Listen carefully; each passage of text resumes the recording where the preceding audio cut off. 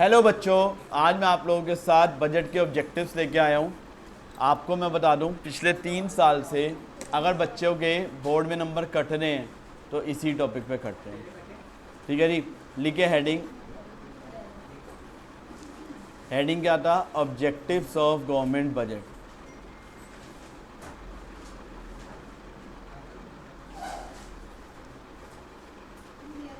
क्या नाम है? Objectives of government budget.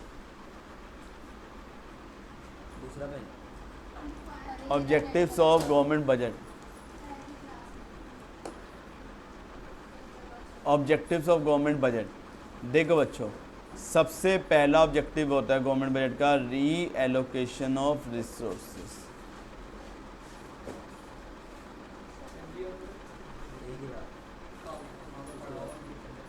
सबसे पहला ऑब्जेक्टिव क्या होता है गवर्नमेंट बजट का? री एलोकेशन ऑफ रिसोर्सेज।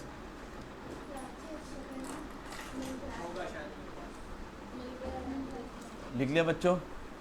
हाँ सबसे पहला ऑब्जेक्टिव क्या होता है बजट का? री एलोकेशन ऑफ रिसोर्सेज। लिखना। दो तरह के गुड्स होते हैं हर इकोनॉमी में। एक होते हैं पब्लिक गुड्स,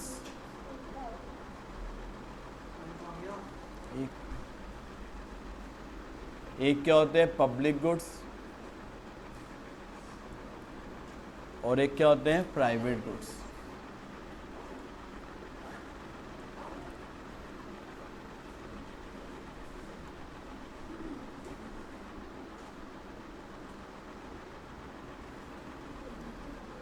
एक पब्लिक गुड्स और एक क्या होते हैं private goods.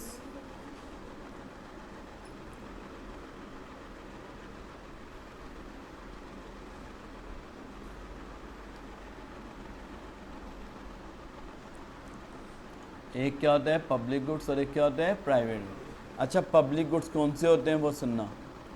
Non rival, public goods कौन से होते हैं? नॉन राइवल और non excludable.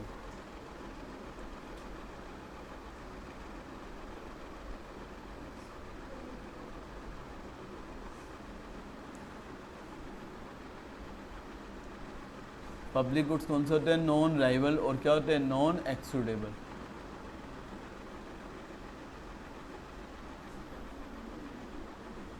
Sir example,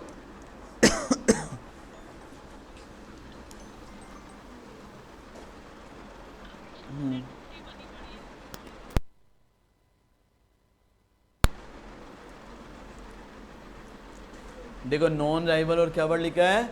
non excludable. मैं इसे एग्जांपल समझाता हूँ। देखो एक कोल्ड ड्रिंक है, सुनते हैं ना? एक क्या है? कोल्ड ड्रिंक है। अगर कोल्ड ड्रिंक एक पर्सन कंज्यूम करता है तो दूसरे को सेम कोल्ड ड्रिंक मिलती है, हाफ मिलती है। अगर एक कोल्ड ड्रिंक है फुल, अगर एक बंदे ने आधी कोल्ड ड्रिंक पी ली तो दूसरे के लिए पूरी बचेगी, आधी बचेगी। तो वो कौन से गुड होते हैं? राइवल। कौन से गुड होते हैं? Rival goods. कौन से गुड होते हैं? Rival goods. एक के यूज़ करने से दूसरे को सेम बेनिफिट नहीं मिलता। क्लियर है? अब वर्ड आता है दूसरा नॉन एक्सक्लूडेबल। अब ये मेरे को कहता है कोल्ड ड्रिंक दो, मैंने कहा दे रहा हूँ। मैंने कहा पैसे दो, कोल्ड ड्रिंक ले लो। कह रहा पैसे तो नहीं है। मैंने कहा फिर साइड हटो, क्यों खड़े हो? यानी मैंने एक्सक्लूड कर दिया। क्या कर दिया? एक्सक्लूड। लेकिन पब्लिक गुड्स के मैं एग्जांपल लेता हूँ और बताना क्या वो नॉन राइवल नॉन एक्सक्लूडेबल हो सकते हैं। तो पब्लिक गुड्स के एग्जांपल होते हैं road, parks, road, parks, law and order. क्या है वर्ड है? Law and order. Next word क्या है? सैनिटेशन। क्या वर्ड है? Law and order. Next word क्या आता है? सैनिटेशन। अब बताओ, एक बंदे के रोड को यूज़ करने से दूसरे को ही फ़र्क पड़ता है? एक बंदे के रोड को यूज़ करने से दूसरे को ही फ़र्क पड़ता है? नहीं। तो बताओ ये राइवल नेचर के होते हैं, नॉन राइवल नेचर के? कौन से नेचर के होते हैं? Non rival. एक के यूज़ करने से दूसरे को ही फ़र्क नहीं पड़ता। पहली पॉइंट समझ आ गया? पक्का? अच्छा, कोई बंदा टैक्स दे रहा है, कोई बंदा टैक्स दे रहा है या नहीं दे रहा, कोई पर्सन टैक्स दे रहा है या नहीं दे रहा, क्या हम किसी को एक्सक्लूड कर सकते हैं? क्या एक्सक्लूड कर सकते हैं? नहीं। तो ये क्या होता है? नॉन राइवल और नॉन एक्सक्लूडेबल। और याद रखना पब्लिक गुड्स को क्या बोलते हैं, फ्री राइडर भी बोलते हैं। क्या बोलते हैं, फ्री राइडर प्रॉब्लम। ठीक है, फ्री राइडर प्रॉब्लम यानी फ्री में मिल रहे हैं ना। ठीक है, चाहे कोई पे कर रहा है चाहे नहीं पे कर रहा, बेनिफिट सबको क्या मिल रहा है, सेम। अच्छा, प्राइवेट गुड्स, इसका उल्टा कर दो, प्राइवेट गुड्स होते हैं, कौन कौन से आते हैं प्राइवेट गुड्स में, मोबाइल फ़ोन, क्या बढ़ाता है, मोबाइल फ़ोन, और क्या बढ़ाता है, क्लोथ,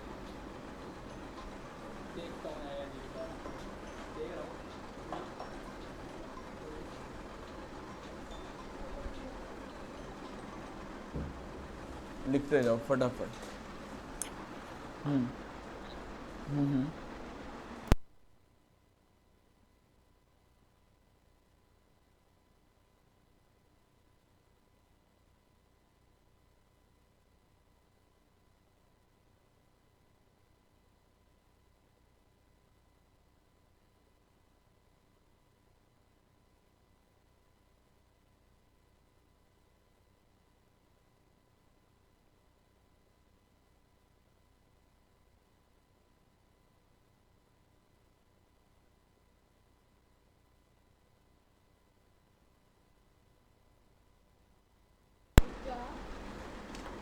अच्छा अच्छा, एक मिनट सुन लेना।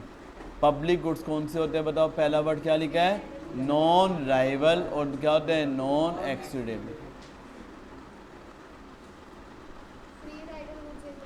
ये क्या है, रोड्स, पार्क, सैनिटेशन। इसके एग्जांपल क्या है, law and order. Free rider का मतलब क्या है, कोई पे कर रहा है चाहे नहीं कर रहा, सबको ये फ्री में मिल रहा है बेनिफिट, इसलिए इसे क्या बोलते हैं, फ्री राइडर प्रॉब्लम। अब इंडिया में देखो क्या होता है, सुनना जरा। हाँ जी, इंडिया प्राइवेट गुड्स कौन से होते हैं, दो तरह के होते हैं, एक हार्मफुल होते हैं, एक क्या होते हैं हार्मफुल, और एक क्या होते हैं बेनिफिशियल। एक हार्मफुल होते हैं और एक क्या होते हैं बेनिफिशियल। मैं एक एग्जांपल समझाता हूँ। एक क्या होते हैं हार्मफुल होते हैं और एक क्या होते हैं बेनिफिशियल प्राइवेट में, जैसे लिकर, शराब, लिकर, सिगरेट्स, ये सब चीज़ें मैं लिख रहा हूँ। लिकर, सिगरेट्स, ये जो हैं कैसे प्रोडक्ट होते हैं, हार्मफुल होते हैं। ठीक है, खादी प्रोडक्ट क्या होते हैं, बेनिफिशियल होते हैं।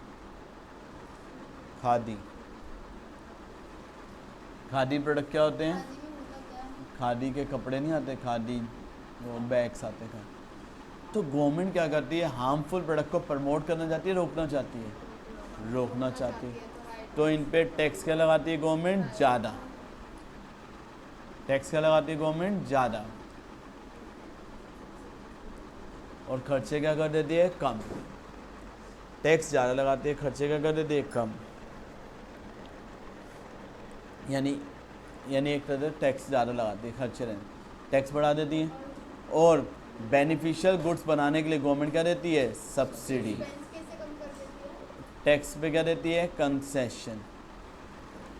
बजट में क्या बढ़ाती है गवर्नमेंट, क्या दो चीज़ों में चेंज करती है, टैक्स में और अपने खर्चों में। तो यानी इस टैक्स बढ़ाती है, इन जगह पे खर्चे बढ़ा देती है, सब्सिडी दे देती है। सब्सिडी देने का मतलब खर्चे क्या करती है, बढ़ा देती है। यहाँ तक क्लियर है बच्चों? हाँ जी, क्लियर है।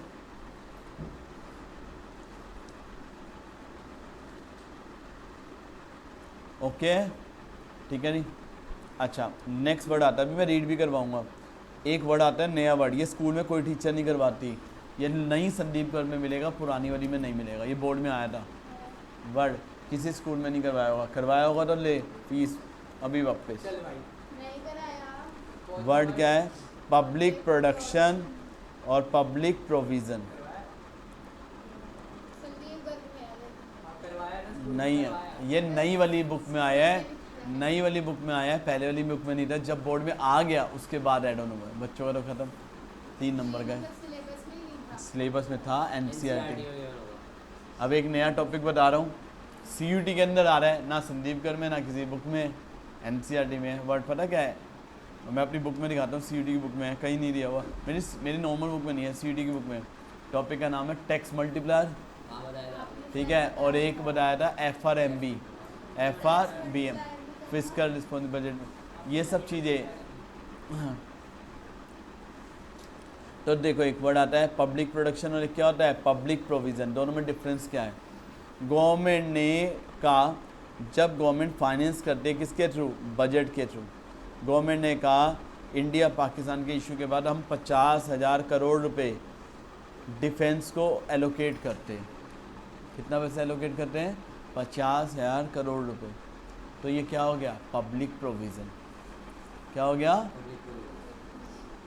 समझ आ गया क्या हो गया ये वर्ड, पब्लिक प्रोविज़न।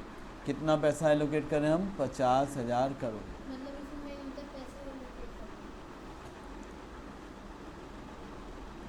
कितना पैसा एलोकेट कर रहे हैं, 50,000 करोड़। और सुनते आना, यहाँ तक क्लियर है, समझ आ गया। और गवर्नमेंट अगर खुद प्रोडक्शन करती है, गवर्नमेंट प्रोड्यूस करती है खुद, अगर गवर्नमेंट खुद प्रोड्यूस करती है गुड्स सर्विस की, तो उसे क्या बोलते हैं, पब्लिक प्रोडक्शन। पब्लिक प्रोविज़न में तो गवर्नमेंट ने बोल दिया हम 50,000 करोड़ एलोकेट करें डिफेंस को। अब उसमें चाहे गवर्नमेंट बनाए चाहे प्राइवेट सेक्टर बनाए, कोई भी बनाए, हमें उससे मतलब नहीं है, गवर्नमेंट ने पैसा एलोकेट कर दिया बजट के थ्रू, वो होता है पब्लिक प्रोविज़न। जब गवर्नमेंट इसकी खुद प्रोडक्शन करती है उसे क्या बोलते हैं, पब्लिक प्रोडक्शन। समझ आ गया। अब बताओ, पानी है इंडिया, एक वाटर सप्लाई, पब्लिक गुड्स होता है प्राइवेट गुड्स, पब्लिक गुड्स। क्या इस पे प्राइवेट सेक्टर कोई इंटरेस्ट दिखाता है, क्योंकि उसे कोई रिटर्न नहीं मिलती। तो इसकी प्रोडक्शन इंडिया में कौन कर रहा है, गवर्नमेंट। तो जहाँ पे प्राइवेट सेक्टर बिल्कुल भी इंटरेस्ट नहीं दिखा रहा, तो उसकी डायरेक्टली प्रोडक्शन कौन कर रही है, गवर्नमेंट। तो गवर्नमेंट का ऑब्जेक्टिव होता है सोशल वेलफेयर भी हो और प्रॉफिट भी क्या हो, मैक्सिमाइज। तो मैं तुम्हारे को एक एग्जांपल समझाता हूँ। देखो तुम देख लो, नए नए हाईवेज बन रहे हैं, दिल्ली से कटरा तक चले जाओ, सारे हाईवे नए बने हैं पुराने हैं, नए हैं। हाईवे बनाने, रोड्स बनाने का काम गवर्नमेंट का होता है प्राइवेट का होता है, गवर्नमेंट का होता है प्राइवेट का होता है, सुनते हैं ना। नए हाईवेज बनाने का काम गवर्नमेंट का होता है प्राइवेट का होता है, गवर्नमेंट का। लेकिन गवर्नमेंट ने खुद बनाया प्राइवेट से बनवाया, गवर्नमेंट ने किससे बनवाया, प्राइवेट से। गवर्नमेंट ने प्राइवेट को बोला आप बनाओ, इसकी प्रोडक्शन करो। गवर्नमेंट ने क्या बोला, आप इसकी क्या करो, प्रोडक्शन करो। जितनी इनकम होगी, जितनी भी क्या होगी इनकम, इस हाईवे से टोल कलेक्ट होगा, उस पर हम कोई टैक्स चार्ज नहीं करेंगे, उस रोड की मेंटेनेंस की जिम्मेवारी आपकी। तो गवर्नमेंट ने प्राइवेट को क्या दे दिया, टैक्स कंसेशन दे दिया, कि आपसे कोई टैक्स चार्ज नहीं करेंगे, सारी इनकम आपकी। जो बनाने का काम किसका था, गवर्नमेंट का। गवर्नमेंट ने किससे बनवाया, प्राइवेट से। इसे क्या बोलते हैं, री एलोकेशन ऑफ रिसोर्स। क्या बोलते हैं, री एलोकेशन। अब एक मिनट और एग्जांपल ले रहा हूँ, सुनो। अभी तुम्हें पता है नोएडा के पास एक नया एयरपोर्ट बन रहा है, एयरपोर्ट का नाम क्या है, जेवर एयरपोर्ट। कौन सा एयरपोर्ट है, जेवर का, ठीक है, बन रहा है ना नोएडा में एयरपोर्ट, बहुत बड़ा। अब जो एयरपोर्ट बन रहा है, एयरपोर्ट बनाने का काम किसका है, गवर्नमेंट का। गवर्नमेंट ने किससे बनवाया, प्राइवेट से। उसे कहा 10 साल तक जो भी इनकम होगी इस एयरपोर्ट से, वो सारी इनकम तुम्हारी, हम कोई टैक्स चार्ज नहीं करेंगे। इनकम कैसे होती है, रेंट पे दिया जाता है स्पेस, एरोप्लेन लैंड करते तो चार्जेस लेते हैं वो ज़्यादा, एयरलाइंस के ऑफिस होते हैं, सब कुछ इनकम। तो इनडायरेक्टली गवर्नमेंट ने किससे बनवाया, प्राइवेट से। अपने रिसोर्सेज क्या किए, री एलोकेट किए। कोई दिक्कत तो नहीं। अब मेरे साथ साथ पहला पॉइंट समझ आ गया, मैं पूरा रीड करवा रहा हूँ।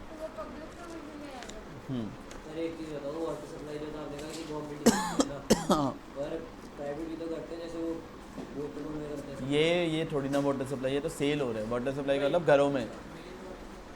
घरों में जो प्रॉपर वाटर कनेक्शन देना, उसे वाटर सप्लाई बोलते हैं। अब देखो बजट चैप्टर, देखो कितने पेज का है, यहाँ से स्टार्ट यहाँ पे ख़त्म, ठीक है नहीं, पूरा चैप्टर। और इसके अंदर बहुत सारी चीज़ें भी दे रखी हैं जो आप लोग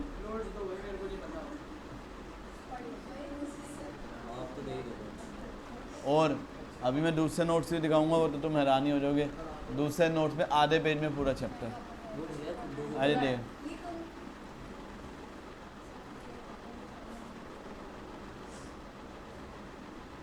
चलो बच्चों मेरे साथ साथ पढ़ना ढंग से हर बच्चा।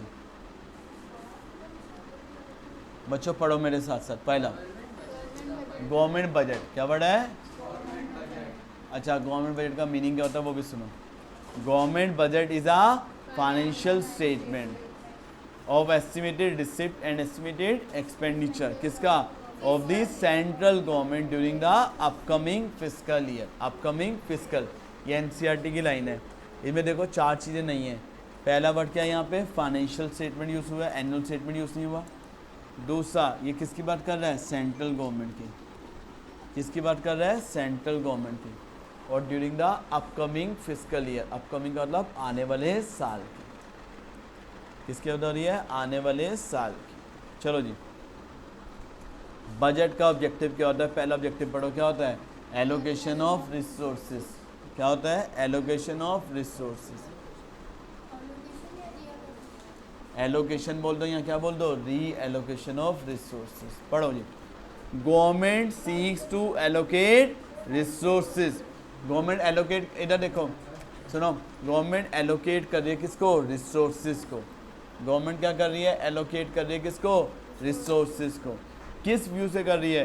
ताकि जो भी हर सेक्शन ऑफ सोसाइटी है उसका गोल क्या हो पाए? बैलेंस, यानी प्रॉफिट भी हो और सोशल वेलफेयर, दोनों गोल्स क्या हो? बैलेंस हो जाए।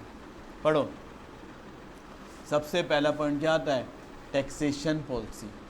क्या आता है सबसे पहला पॉइंट? Taxation policy. पढ़ो जी, production of goods and services which are injurious to health, जैसे liquor, which are injurious to health, जैसे क्या था? Liquor, cigarette, tobacco may be discourage. इनको हम क्या कर सकते हैं? डिस्करेज। किसके थ्रू बताओ डिस्करेज कर सकते हैं? टैक्स लगा के। क्या लगा के? टैक्स। और गवर्नमेंट क्या देती है? सब्सिडी और टैक्स कंसेशन देती है। किस पे? Production of goods and service which is beneficial, जो इनकरेज करने चाहिए। जैसे खादी का एग्जांपल लिया, किसका एग्जांपल लिया? खादी। तो समझ आ गया, गवर्नमेंट किसका यूज़ करती है? टैक्स का थ्रू, टैक्स। और क्या देती है? सब्सिडी, जिसके थ्रू गवर्नमेंट क्या कर रही है? रिसोर्सेज को एलोकेट कर रही है। हार्मफुल पे ज़्यादा लगा रही है, बेनिफिशियल पे कम लगा रही है। आगे एक्सपेंडिचर पॉलिसी है, डायरेक्ट पार्टिसिपेशन। अगर प्राइवेट सेक्टर कोई इनिशिएटिव नहीं लेता पब्लिक गुड्स को बनाने का, तो गवर्नमेंट क्या करती है? डायरेक्टली कंट्रोल करती है। जैसे पानी, पूरे इंडिया में वाटर सप्लाई किसके थ्रू होती है? गवर्नमेंट करवाती है। सैनिटेशन, सैनिटेशन क्या होता है? प्रॉपर, ये कौन करवाती है? Government. Law and order, national defence कौन करती है? गवर्नमेंट। तो समझ आ गया, इसे क्या बोलते हैं हम लोग?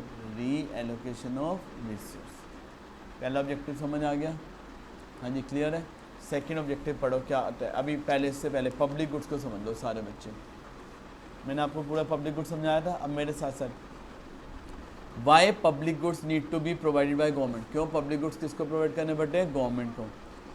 Government provide certain goods and service which can not be provide by the market, यानी जो प्राइवेट सेक्टर प्रोवाइड नहीं करता। ठीक है, यानी इंडिविजुअल कंज्यूमर प्रोड्यूसर के बीच में एक्सचेंज पॉसिबल नहीं हो पाता। क्यों नहीं हो पाता? जैसे एग्जांपल क्या है? Water supply, sanitation, law and order, defence. ठीक है, इन गुड्स को हम क्या बोलते हैं? Public goods. इन्हें कौन प्रोवाइड करता है? गवर्नमेंट। ये किससे डिफरेंट होते हैं? प्राइवेट गुड्स से। प्राइवेट गुड्स कौन से होते हैं? Cloth, car, food item. तो पब्लिक गुड्स और प्राइवेट गुड्स दोनों क्यों डिफरेंस होते हैं? दो मेजर डिफरेंस होते हैं। पहला, पब्लिक गुड्स नॉन राइवल होते हैं।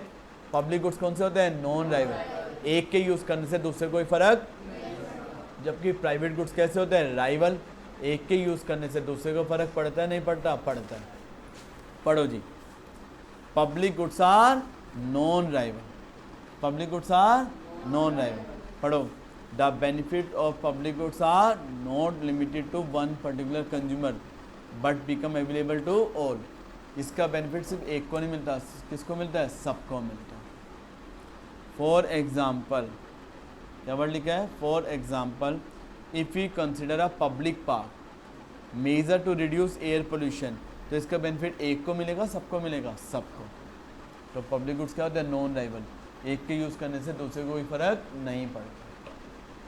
ठीक है जी, हाँ जी, क्लियर है? आगे पढ़ो। पब्लिक गुड्स नेक्स्ट कौन से होते हैं? Non excludable. कैसे होते हैं? Non excludable. इसका मीनिंग क्या होता है? In case of public goods, example street lightning, roads, there are no feasible way of excluding anyone. हम किसी को क्या रोक सकते हैं इसको एंजॉय करने से? नहीं।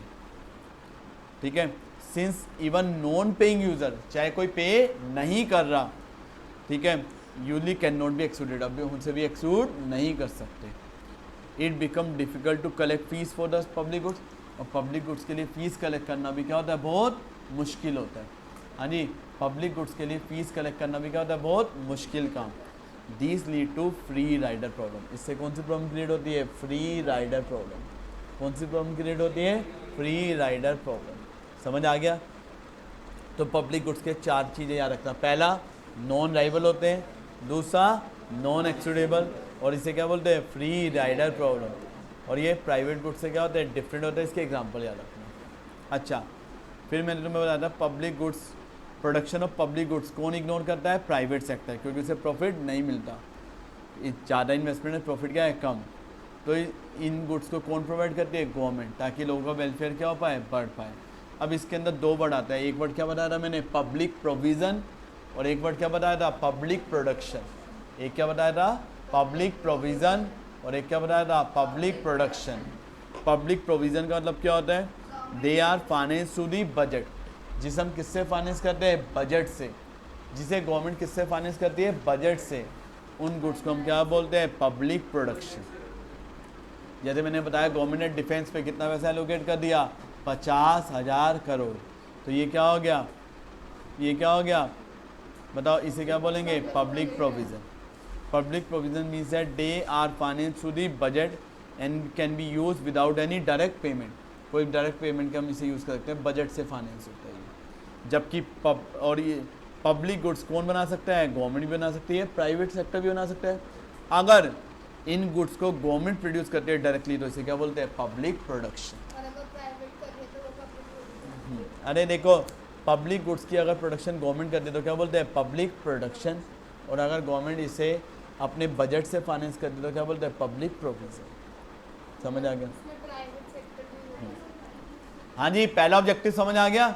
क्या ऑब्जेक्टिव था? Reallocation of resources. मैं एक लाइन इसलिए करवा रहा हूँ रीड, क्योंकि बच्चा इसमें गलती करता है, ध्यान रखना।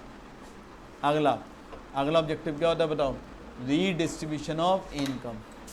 क्या ऑब्जेक्टिव होता है? Redistribution of income. और दूसरा क्या नाम है? Reducing inequality of income. सुनना जरा। देखो, रिच और पुअर की इनकम का जो गैप होता है उसे क्या बोलते हैं? Inequality of income. ठीक है, हमारे कॉन्स्टिट्यूशन में लिखा है कि हर जो बेनिफिट है सिर्फ अमीरों को ना मिलके किसको मिले? गरीबों को भी। यानी जो बेनिफिट है सबको मिले, हर सेक्शन को, सोसाइटी को बेनिफिट मिले। तो देखो, inequality of income and wealth reflect a section of society being deprived even of basic necessity. Inequality का मतलब क्या होता है कि हमारी इकोनॉमी के अंदर, हमारी सोसाइटी के अंदर कुछ सेक्शन ऐसे हैं जिन्हें बेसिक नेसेसिटी प्रोवाइड नहीं हो रही, यानी उन्हें बेसिक नेसेसिटी भी अवेलेबल नहीं हो रही। तो जिसकी वजह से हमारे यहाँ नीड अराइज होती है कि हमें इनकम इनइक्वालिटी क्या करनी चाहिए? रिड्यूस। हमें क्या रिड्यूस करनी चाहिए? इनकम इनइक्वालिटी सोसाइटी में। इनकम इनइक्वालिटी का मतलब जो भी गैप बिटवीन रिच और पुअर, वो क्या करना चाहिए? रिड्यूस। और बताओ, गवर्नमेंट अमीर और गरीब के बीच का गैप रिड्यूस कैसे करता है? 2 तरीके होते हैं। पहला टैक्सेशन, दूसरा एक्सपेंडिचर। पहला टैक्सेशन, दूसरा एक्सपेंडिचर। गवर्नमेंट क्या करती है? फेयर डिस्ट्रीब्यूशन करती है किसका? इनकम। गवर्नमेंट क्या करती है? फेयर डिस्ट्रीब्यूशन करती है किसका? इनकम का। देखो, इसमें क्या करती है गवर्नमेंट? प्रोग्रेसिव टैक्सेशन पॉलिसी लगाती है। क्या लगाती है? प्रोग्रेसिव। प्रोग्रेसिव का मतलब क्या होता है? बताओ, प्रोग्रेसिव बताया था क्या होता है? Higher the income higher the level of tax. जितनी ज़्यादा इनकम उतना ज़्यादा गवर्नमेंट क्या लगाती है? टैक्स।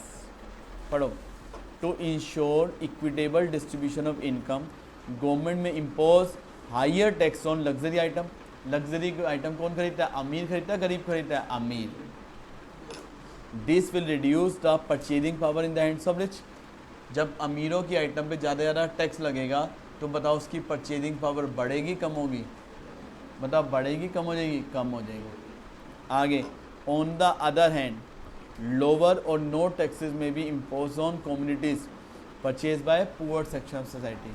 और गरीब बंदे पे गवर्नमेंट क्या लगाएगी? कम टैक्स। जिसकी वजह से गरीब बंदे की बताओ डिस्पोजेबल इनकम बढ़ेगी कम होगी? बढ़ेगी। डिस्पोजेबल इनकम किसे कहते हैं? जो टैक्स देने के बाद की इनकम होती है। जो टैक्स देने के बाद की इनकम होती है उसे क्या बोलते हैं? Disposable income.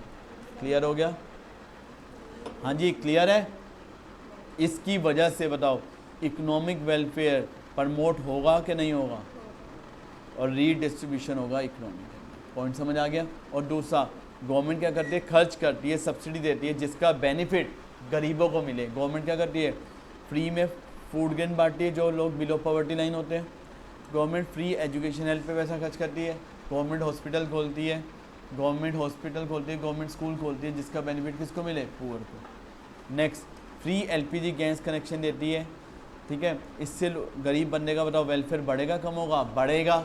जब वेलफेयर बढ़ेगा तो इनइक्वालिटी क्या होगी? रिड्यूस। उनका स्टैंडर्ड ऑफ लिविंग क्या होगा? बढ़ेगा। सेकेंड पॉइंट समझ आ गया? अमीरों पे ज़्यादा टैक्स लगाना, गरीबों पे कम। याद रखना ये ऑब्जेक्टिव तभी लगेगा केस स्टडी में जब हम बेनिफिट किसको देंगे? गरीबों को। जब भी हम बेनिफिट किसको देंगे? गरीबों को। यहाँ तक क्लियर है? थर्ड ऑब्जेक्टिव क्या होता है? इकोनॉमिक स्टेबिलिटी और क्या बढ़ाता है? Price stability. क्या होता है? इकोनॉमिक स्टेबिलिटी और प्राइस स्टेबिलिटी। सुनना, इकोनॉमिक स्टेबिलिटी और प्राइस स्टेबिलिटी क्या होता है? सुनते जाना जरा बच्चों। सुनो,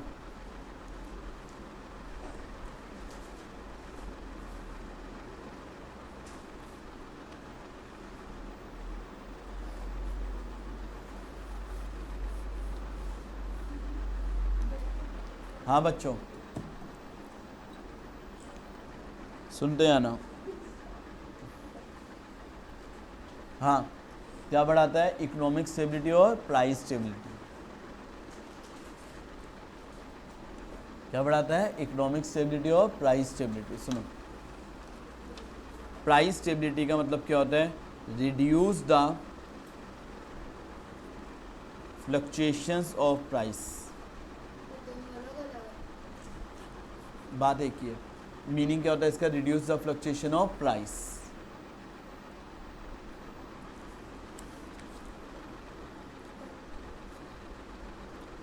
इकोनॉमिक स्टेबिलिटी और प्राइस स्टेबिलिटी का मतलब क्या होता है? Reduce the fluctuation of price. देखो जी, क्या वर्ड है? Reduce the fluctuation of price. देखो ये क्या कहता है? हर कंट्री में दो सिचुएशन होती है, एक इन्फ्लेशन और एक क्या होता है? डिफ्लेशन। एक क्या होता है? इन्फ्लेशन और एक क्या होता है? डिफ्लेशन। इन्फ्लेशन का मीनिंग क्या होता है? जब हर चीज़ का प्राइस क्या होता है? बढ़ जाता है।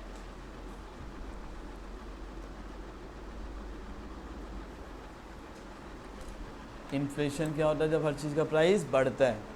और डिफ्लेशन का मतलब क्या होता है? जब हर चीज़ का प्राइस कम होता है। हाँ, सुनते हैं ना बच्चों? इन्फ्लेशन में हर चीज़ का प्राइस बढ़ता है और डिफ्लेशन के अंदर हर चीज़ का प्राइस कम होता है। जब भी हर चीज़ का प्राइस बढ़ेगा, क्यों बढ़ेगा? लोगों का पैसा ज़्यादा होगा कम होगा? ज़्यादा।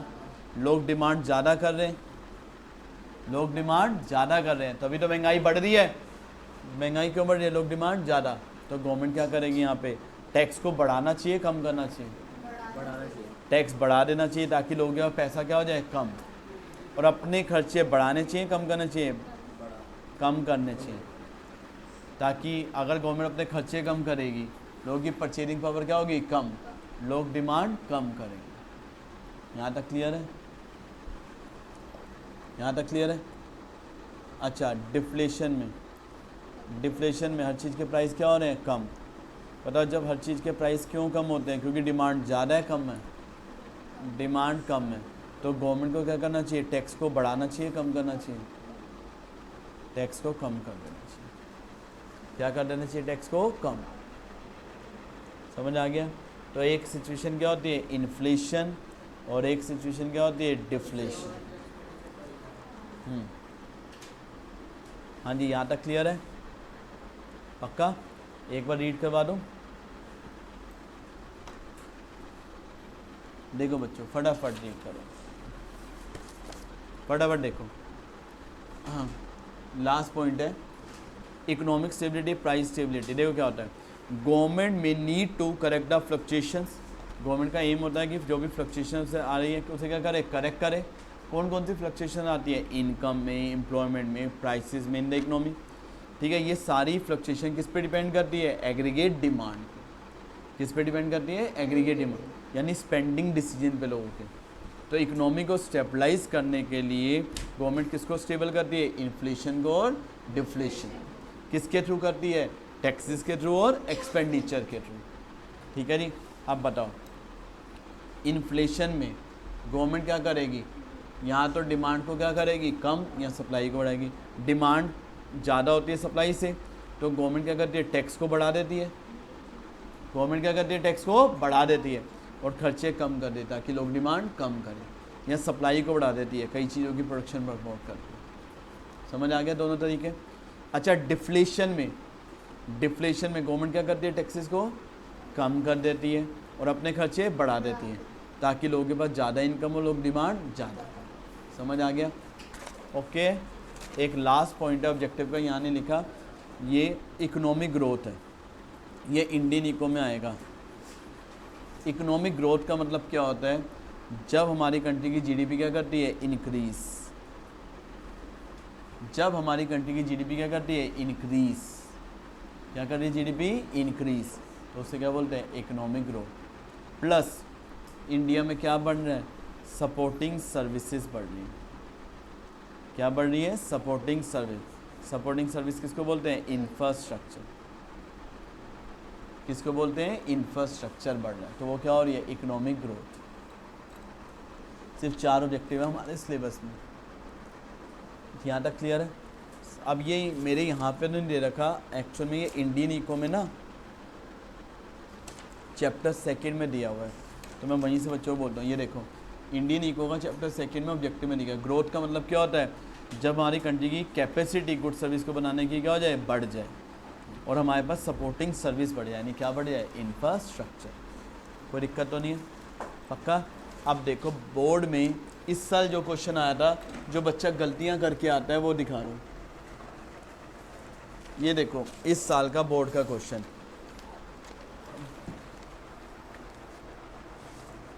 वैसे तो मेरे पास इस साल की मार्किंग सिम भी है फ़ोन पे, मैं आपको पढ़ाता हूँ। देखो जी, ये मोस्टली बच्चों का क्वेश्चन गलत हुआ था, मोस्टली बच्चों के।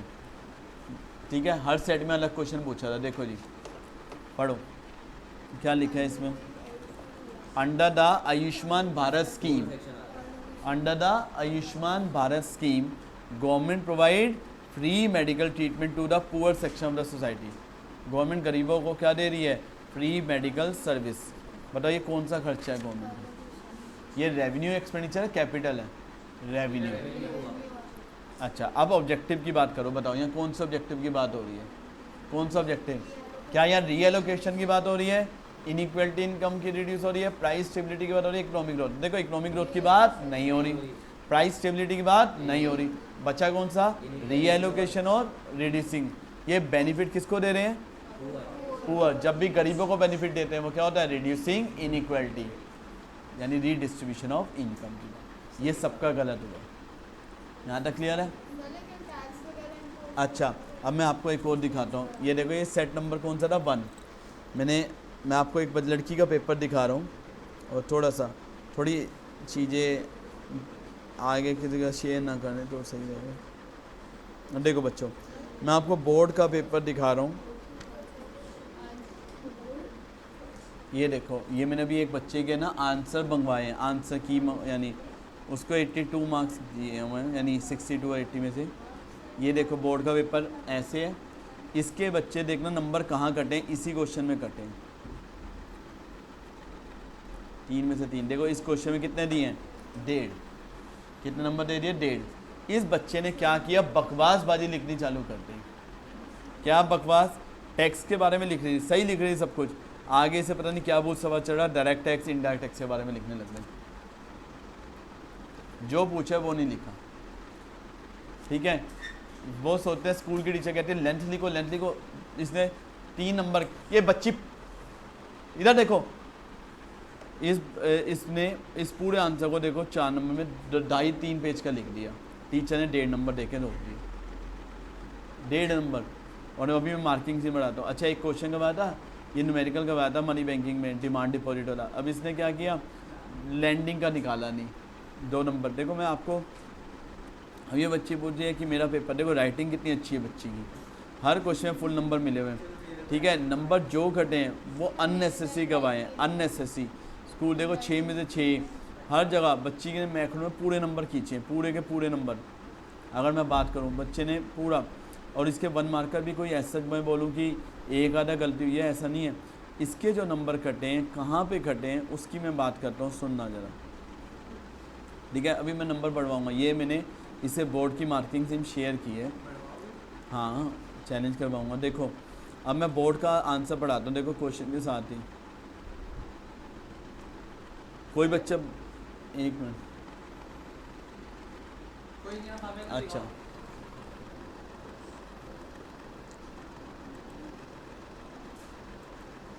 अब देखो कुछ क्वेश्चन में बच्चों बोल रहा हूँ, सुन लेना। तो ये समझ आ गया रीएलोकेशन वाला।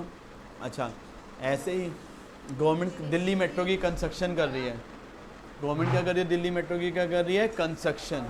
एक मिनट, गवर्नमेंट क्या कर रही है, दिल्ली मेट्रो की क्या कर रही है, कंस्ट्रक्शन। ये कौन सा है, दिल्ली मेट्रो की कंस्ट्रक्शन करना, कौन सा है, इकोनॉमिक ग्रोथ। इकोनॉमिक ग्रोथ और इंफ्रास्ट्रक्चर बढ़ रहा है, हाईवे रोड। अच्छा, गवर्नमेंट क्या दे रही है, गरीबों फार्मर्स को फर्टिलाइजर सब्सिडी दे रही है ताकि वो ज़्यादा प्रोडक्शन करे। क्या है, रीएलोकेशन ऑफ रिसोर्सेज। यहाँ तक क्लियर है। अब बोर्ड में देखो, बोर्ड में एक क्वेश्चन आया, क्योंकि ये स्कूल, एक क्वेश्चन था zero defect zero effect scheme. इसमें गवर्नमेंट ने क्या किया, नहीं सॉरी, ये सुनो तुम, ये अरे ये छोड़ो, पहले ये वाली सुनो। गवर्नमेंट ने एक production link incentive scheme launch की, जिसमें गवर्नमेंट ने कहा कि आप ज़्यादा प्रोडक्शन दो, हम आपको इम्पोर्ट ड्यूटी कम लगाएंगे, टैक्स कंसेशन देंगे, सब्सिडी देंगे, ताकि आप इसकी ज़्यादा क्या कर पाओ, प्रोडक्शन कर पाओ। क्या कर पाओ, ज़्यादा प्रोडक्शन। बताओ गवर्नमेंट कौन से ऑब्जेक्टिव फुलफिल कर रही थी, क्या गरीबों को बेनिफिट दे रही थी, नहीं। क्या प्राइस स्टेबल कर रही थी, नहीं। इकोनॉमिक ग्रोथ क्या, ये क्या था, रीएलोकेशन। और गवर्नमेंट ने एमएसएमई को प्रोडक्शन प्रमोट करने के लिए क्या दी, सब्सिडी दी, टैक्स कम कर दिया। तो बताओ कौन सा ऑब्जेक्टिव है, रीएलोकेशन। समझ आ गया, ओके। चलो मिलते हैं नेक्स्ट क्लास में।